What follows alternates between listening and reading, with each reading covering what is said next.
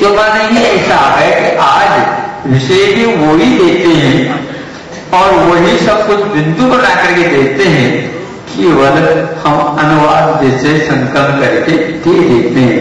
इसलिए ऐसा हो रहा। अनुभव के क्षेत्र में ये बहुत बड़ी कमियां हैं। ज्ञानी हमेशा हमेशा अपना विश्वास रखता है और अपना अनुभव भी साथ ले लेता है। कभी कभी स्वयं के ही द्वारा ही अनुभव किए जाते हैं, ऐसी कोई बात नहीं होती। अनुभवी व्यक्तियों को देख करके भी अनुभव में आ जाता है। जैसे घर में फंस गए ऐसे व्यक्ति आते हैं, रोते रोते आते हैं, महाराज आशीर्वाद दे दो, आप तो अच्छे निकल गए, हम तो फंसे, आशीर्वाद दे दो। इससे बढ़कर के कौन सा हमारे लिए अनुभव चाहिए मुझे बताओ। ऐसे बहुत चेहरे आते हैं, चेहरों में चेहरे बहुत सारे आ जाते हैं, अपने अपने अनुभव बताते, तब हम सोचते हैं कि हम ठीक ये गलत हो तो बता। लाखों के अनुभव और वर्षों लगेंगे, ऐसा अनुभव तो हो नहीं सकता। इसलिए अनुभव के क्षेत्र में हमेशा हमेशा स्वयं ही अनुभव करें, ऐसा कभी भी विश्वास नहीं रखना चाहिए। अनुभवी व्यक्तियों के साथ समागम अवश्य रखना चाहिए। वो अनुभव करे और हम उसका लाभ ले ले, ठीक है ना। इसके लिए न पढ़ने की आवश्यकता है, न सीखने की आवश्यकता है, न और कोई बात करने की आवश्यकता है। हर वस्तु के परिणाम से हम अनुभव ले सकते हैं। समागम किसी का भी हो, लेकिन उससे भी हम अनुभव ले सकते हैं, जिसके माध्यम से हम और ठोस होते चले जाते हैं। इसी प्रकार ज्ञानी जो है, ज्ञानियों के सोबत में आकर के उनके दर्शन करके, उनके समागम से, उनके वचनों को सुन करके, उनकी दृढ़ता के बारे में अध्ययन करते हुए ऐसे पक्के हो जाते हैं, फिर कदम उठाते हुए आगे बढ़ जाते हैं। अनुभव के लिए इस प्रकार की संगति की आवश्यकता है कि 3 लोग भरा हुआ है विषयों से और उसमें वह व्यक्ति अलग है। ये कैसे नानी राग पजो सौद बीज कम मज्जो नो लिपति कंबन दो। करो रूपी कीचड़ के द्वारा लिप्त नहीं होता कदम मज्जी जहा अनयम।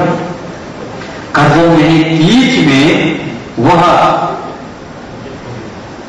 स्वर्ण का आभरण भी रख दो तो भी वह जंग नहीं खाता है। अनुनानी पुनरतो सौगत बीज कम मज्जो लिपति कंबन कदम मज्जी जहा लोह। 2 गाथा दिए हैं, ज्ञानी के लिए गाथा ऊपर, अज्ञानी के लिए गाथा नीचे। जो खर्चो वही स्थान है, वही द्रव्य है, वही पंचेंद्र है, सब कुछ है।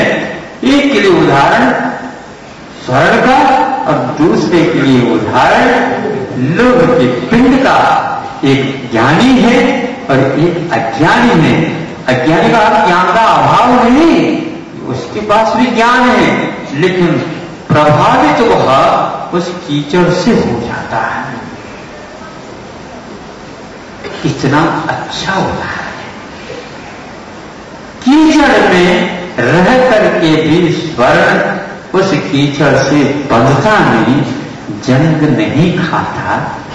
धातु वह भी है और लोहा भी एक धातु है। अज्ञानी के लिए निकृष्ट उदाहरण लोह पिंड दिया और ज्ञानी के लिए उत्कृष्ट उदाहरण स्वर्ण दिया। इस स्वर्ण में दूसरा कोई भी पदार्थ परिणमन कर ही नहीं सकता। वह तपा दो तो भी उसमें कुछ नहीं होता और खरा उतर जाता है। लेकिन लोह को कीचड़ का नाम भी ले लो तो जंग खा जाता है। हाँ, हवा के द्वारा भी लोह पिंड जंग खा जाते हैं। हवा के द्वारा वह कंपनी से बाहर आया नहीं, जंग खाने के लिए आया, पक्का है। विज्ञान ने आज कुछ उन्नति की वजह से ऐसा लोह का निर्माण कर दिया जिसको कहीं भी रख दो तो वह जंग नहीं खाता। ऐसा सुनते हैं लेकिन खर्च कितना हुआ बता नहीं, बहुत खर्च हो गया होगा, चुगना दाम लगता होगा, तब कहीं जाकर के वह जंग खाने से बच जाता है। जंग खाता का अर्थ क्या होता है? स्वयं मिट जाता है, खाता नहीं हो, अपने खाता को समाप्त कर देता। लोग जो है जब जंग खाता है तो वह ऐसा हो जाता भुरभुरा जैसा हो जाता, काला जो रहता है वह कैसा हो जाता, लाल जैसा हो जाता है या ब्राउन कलर जैसा हो जाता है। ऐसा क्यों होता है? ये बता है कि उसको चारों तरफ से वह ग्रहित कर लेता है, आत्मसात कर लेता है, और वह कंक्रीट के बीच में भी रह करके उन सबको छोड़ करके वह अपने आप को अलहदा कर लेता है। स्थिति ऐसी हो जाती है वह बिल्डिंग ही धराश हो जाती है। सुना था लोगों के पास एक और कमजोरी है, तो अमेरिका में उत्तुंग बिल्कुल हजार फीट की बिल्डिंग जो थे 100 मंजिला, तो 10 फीट के भी एक खंड मान लो तो 100 मंजिला तो हो ही गए, तो एक 1000 फीट 1200 फीट की वह ऊंची 2 बिल्डिंग थे बताते। और क्योंकि जिसने वहां पर एक्सीडेंट कर दिया और विस्फोट कर दिया, उनको ज्ञान होगा कि यह इस प्रकार उड़ नहीं सकता, और ऐसा विमान के माध्यम से उसको धक्का दे दिया विस्फोट की सामग्री अपने आप में उसमें बन गई। पेट्रोलियम था, उसके कारण तापमान बढ़ गया और वह भड़क गया, और जितनी भी बिल्डिंगें थी उन बिल्डिंग के भीतर कंक्रीट के साथ साथ लोह था, और लोह इतने ताप के द्वारा पिघल गया। तो फिर क्या था, वो खड़ा ही नहीं हुआ, गिरा नहीं, यूं मुड़ गया। साष्टांग नमस्कार। अब क्या करेंगे? अरबों खरबों रुपए की हानि, 1 मिनट भी नहीं लगा और शांत।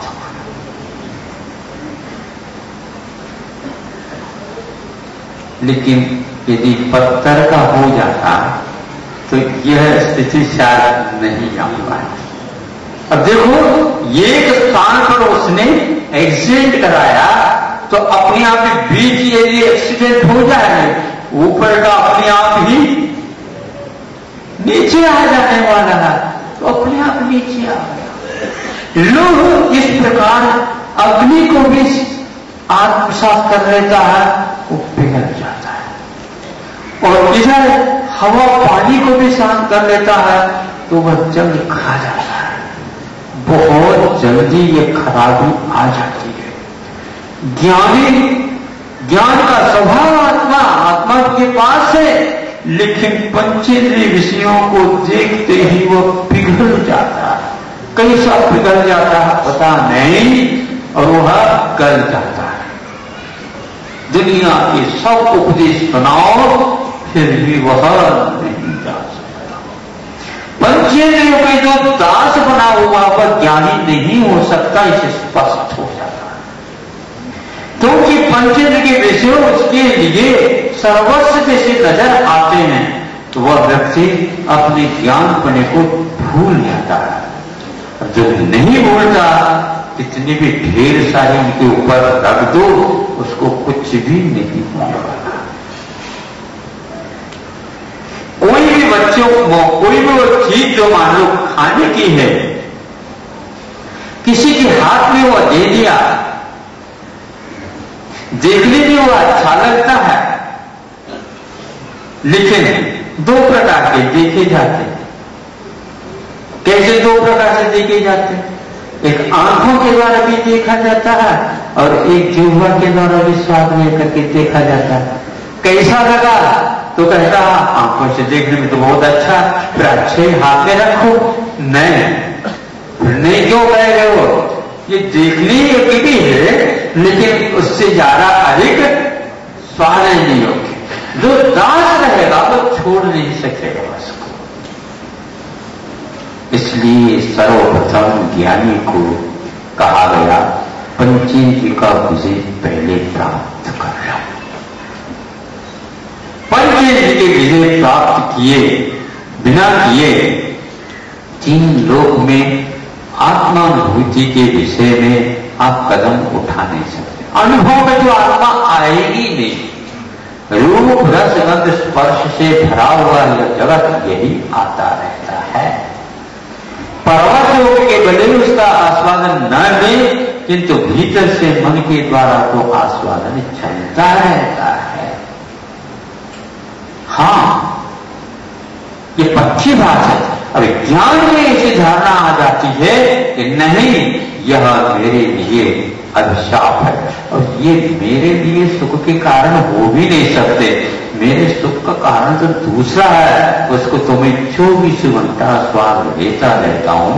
ये एकमात्र उसी संकल्प में आ जाता है और इसी बल होते पर विश्वासी काम नहीं कर रहा, निष्ठा काम कर रही है। निष्ठा इसलिए काम कर रही है कि आगे इसी के माध्यम से हमारे कदम आगे बढ़ेंगे, उन्नति का सोपान आगे आएगा, हम पार हो जाएंगे, अन्यथा कोई सवाल नहीं उठता। यह वहां उस ग्रंथ में निर्जरा अधिकार में ये 2 गाथा रख करके कुंद कुंडली आज भी एक गाथा उठा देते हैं, तो आज भी वह ज्ञानी इसी रूप में उसको सेवन कर रहा है तो समझता कि इससे बढ़कर के संसार में और कोई व्यक्ति का सौभाग्य हो नहीं सकता। बाकी सारे संसारी जीव पंचेंद्रिय के विषयों में लीन है, लेकिन यह सौभाग्य मात्र उस व्यक्ति को मिलता है। सुबह पूछा कितने ज्ञानी हो सकते हैं? मुझे 3 का 9 करोड़ हो सकते, ज्यादा नहीं। सीधे इतने आगे पीछे खिसक जाए तो वह खिसकते रहेगा, लेकिन वह भूख रहेंगे। कितना दुर्लभ अनंत के सामने ये कान के वाला नवनिर्चलो विभक्त ऐसा कहा। यह एकत्व विभक्त की अनुभूति सुलभ नहीं, संसार में बहुत दुर्लभ है। बाकी सब जितने भी सुलभ है वो तो हैं पंचेंद्रिय के विषयों के बारे में। पंचेंद्रिय के विषयों के पास आपके पास क्या है? भोगभूमि या तो इससे और बढ़ सकती है। भोगभूमि क्या है? सर्व में उतर चढ़ जाओ तो फिर देख लो क्या होता है। सर्व में भी क्या है? 14 आदि को देख लो तो फिर तो रह जाओ क्या। लेकिन जब 14 में भी तीर्थंकरों के चरणों में आकर के नतमस्तक हो जाता, क्या या तो ये पागल या तो मैं पागल। इतने मिलने के उपरांत भी यह स्वाद लेना नहीं जानता होगा, इसलिए कुछ पूछ रहा होगा भगवान को आकर के, भगवान इसका मैं उपभोग कैसे करूं, हमें बता दो। नहीं, अब उसको समझ में आ गया, उसको तो समझ में आ गया, लेकिन जो दृढ़ निश्चय किए हुए व्यक्ति थे, कौन? इंद्र के परिवार में जिन महिमा दर्शन, सम्यक दर्शन की उत्पत्ति में जिनेन्द्र भगवान की महिमा का जब दर्शन करते हैं, बड़ी ठोस जो इच्छा दृष्टि है वो भी बिगड़ जाते हैं। कब जाकर के देखते हैं तो इंद्र भी जहां तांडव नृत्य करने लगा और हमारे तो ऑर्डर घोषित करता था, इधर और हमें जाना पड़ता था डर के कारण। ये देखा तो वो ऑर्डर देने वाला वहां पर जाकर के नतमस्तक